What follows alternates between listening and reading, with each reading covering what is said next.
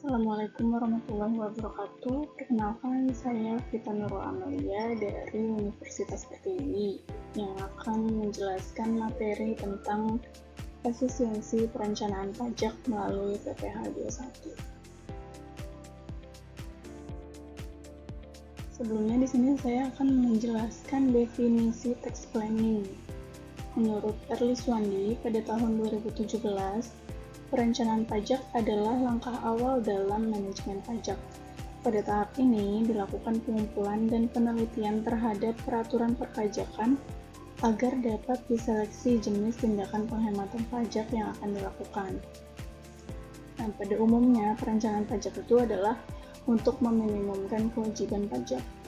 Kemudian di sini ada pengertian efisiensi pajak, yaitu ketika individu atau bisnis membayar pajak itu paling sedikit yang diwajibkan oleh hukum. Suatu keputusan keuangan itu dikatakan efisiensi pajak jika hasil pajaknya lebih rendah daripada struktur keuangan alternatif yang mencapai tujuan yang sama. Jadi intinya itu efisiensi pajak, gimana caranya bayar pajak itu seminimal mungkin, tapi tetap sesuai aturan. Jadi kalau misal ada dua cara untuk mencapai tujuan keuangan yang sama, kita pilih yang pajaknya itu lebih ringan. Itu yang dinamakan efisien secara pajak. Kemudian di sini ada definisi PPh 21, di mana pemotongan pajak atas penghasilan sehubungan dengan pekerjaan, jasa, atau kegiatan dengan nama dan dalam bentuk apapun yang diterima atau diperoleh wajib pajak orang pribadi dalam negeri wajib dilakukan oleh pemberi kerja, bendahara pemerintah, dana pensiun, badan perusahaan, dan penyelenggara kegiatan. Jadi intinya tuh sebelum uang sampai ke kita, pajaknya itu sudah dipotong terlebih dahulu. Kemudian di sini ada dasar hukum PPh 21.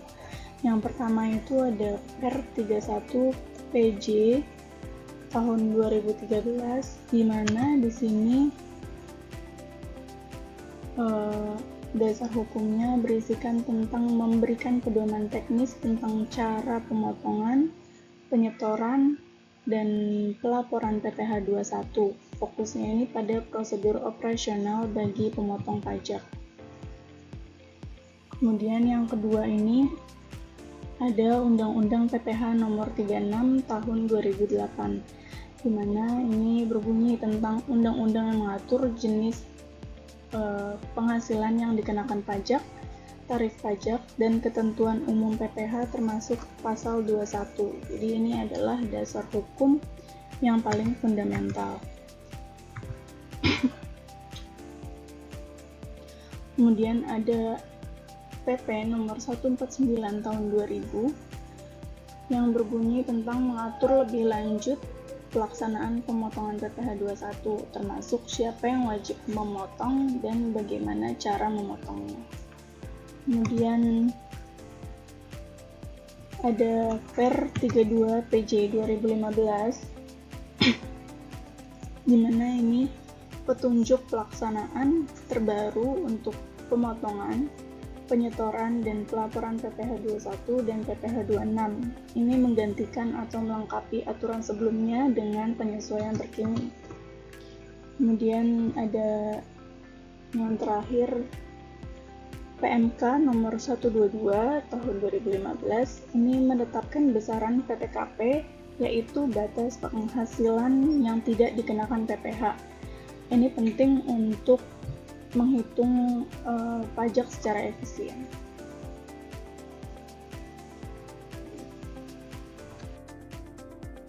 Kemudian kita masuk ke strategi efisiensi PPh 21. Yang pertama itu ada optimalisasi tunjangan tidak kena pajak, di mana daripada perusahaan memberikan tunjangan yang kena pajak, perusahaan itu bisa memberi fasilitas langsung seperti kendaraan, misalnya kayak mobil dinas, atau makan siang di kantor, kemudian semacam pelatihan, karena itu kan bentuknya natural ya, jadi tidak akan dikenakan PPh 21.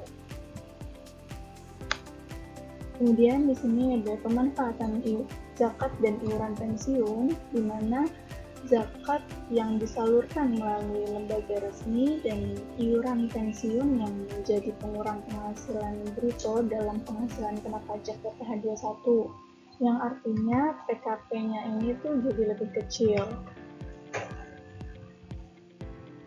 Kemudian yang terakhir itu ada pengelompokan penghasilan. Jadi kalau misal gaji pokok dan bonus itu dipisah, penghasilan teraturnya itu bisa kena tarif efektifnya itu lebih rendah. Ini itu ngebantu untuk menurunkan atau meringankan pajak si bulanan tersebut.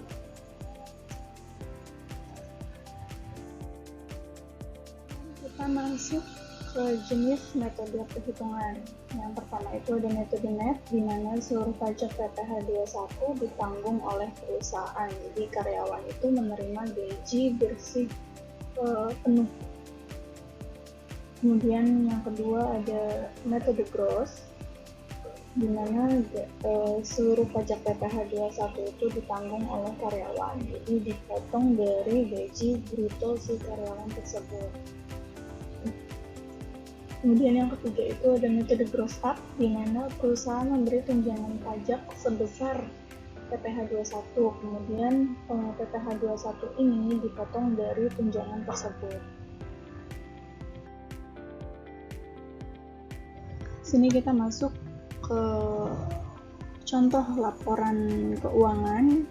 Di sini terdapat gaji perusahaan pada PT Footage, di mana terdapat gaji satu tahun. Sini ada gaji 10 juta, kemudian ada tunjangan, ada bonus, JKK plus JKM, di mana ini tuh iuran jaminan kecelakaan kerja dan kematian yang dibayarkan oleh perusahaan. Ini tuh masuk ke komponen bruto, yaitu JKK-nya itu sebesar 0,5% dan JKM-nya itu sebesar 0,3%. Kemudian ini brutonya, total penghasilan dari gaji, tunjangan, bonus, dan JKK plus JKM-nya sebelum dipotong pajak. Kemudian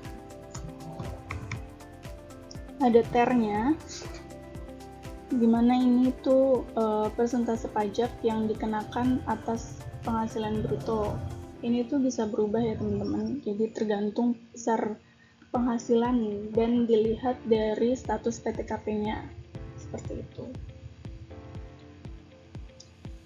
Kemudian di sini ada perbandingan 3 metode, di mana yang metode net ini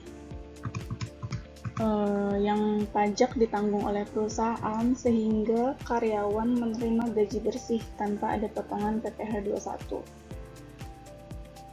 Kemudian yang kedua ada metode gross, di mana pajak yang ditanggung karyawan. Jadi karyawan yang seharusnya menerima gaji sebesar 10 juta namun menerima 9 juta.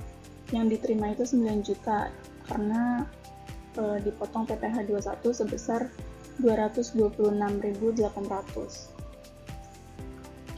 Kemudian ada metode gross up yang tunjangan pajak ini oleh perusahaan, di mana yang karyawan dijanjikan gaji sebesar 10 juta 306.000 termasuk tunjangan pajaknya, namun hanya menerima 10 juta 80.000 karena dipotong pajak PPh 21 sebesar 226.800.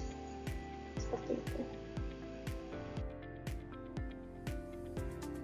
Kemudian yang terakhir, di sini terdapat hasil dari perbandingan 3 metode sebelumnya, di mana menurut opini saya ini metode gross lah yang lebih menguntungkan bagi perusahaan, karena yang pertama itu pajaknya ditanggung karyawan, kemudian dapat dilihat beban gaji ini lebih ringan daripada kedua metode lainnya, dan yang paling penting itu dapat kita lihat perhitungan labanya ini menunjukkan angka yang paling optimal bagi perusahaan. dibanding kedua metode lainnya. Jadi kesimpulan dari materi yang saya bawakan, pada perusahaan PT Vintage ini lebih baik menggunakan perhitungan dengan metode gross karena lebih menguntungkan bagi perusahaan. Dari presentasi yang saya bawakan, apabila terdapat kata yang kurang dipahami, saya mohon maaf dan terima kasih. Assalamualaikum warahmatullahi wabarakatuh.